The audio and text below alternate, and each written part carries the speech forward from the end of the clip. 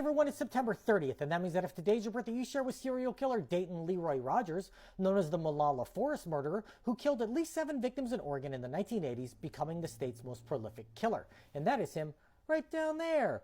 Rogers was born in Idaho in 1953, with his family moving to Oregon when he was a child.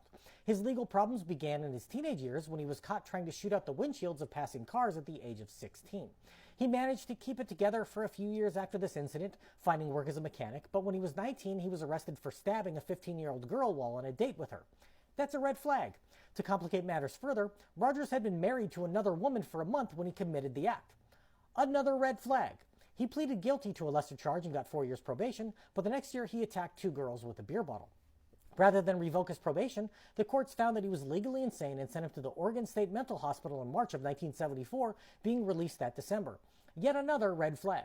Now divorced from his first wife, in early 1975, he met a woman that he married after 3 months of dating, but just after the wedding, he sexually assaulted an 18-year-old young woman.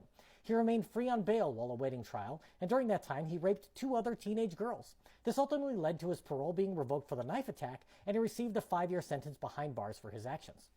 Rogers was released in 1982 and was working once again as a mechanic, and a year later his parole supervision was lifted. Over the next few years, several sex workers, ranging in age from 16 to 35, went missing in the area, with their bodies later discovered in a remote portion of the Malala Forest. In 1987, a woman with stab wounds fell out of Rogers' truck in a Denny's parking lot. People at the scene rushed to her aid and tried to block his vehicle to prevent his escape, but he drove over the landscaping and got away. One witness gave chase, driving as fast as 100 miles per hour, and they were able to get his license plate number and the address of the location where he had stopped. His victim died of her wounds, and Rogers was picked up at home where police found bloodstains in his truck and the woman's fingerprints. Several prostitutes came forward to report that he had attacked them over the previous year and that they were lucky to escape with their lives. While he was locked up, the graves of 7 victims in the Malala Forest were found, each showing signs of torture and mutilation that matched the victim in the parking lot. Some were missing their feet, and one was sliced open from her genitals to her chest. Rogers was initially tried and convicted of a spinal murder, to which he claimed self-defense, saying that the woman had attacked him with a knife.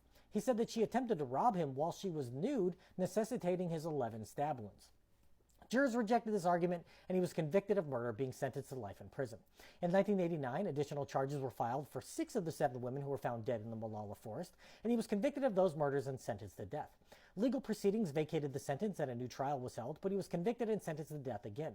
His sentence was overturned and reinstated 3 more times, and as recently as this July, he was in court due to legal changes in the state.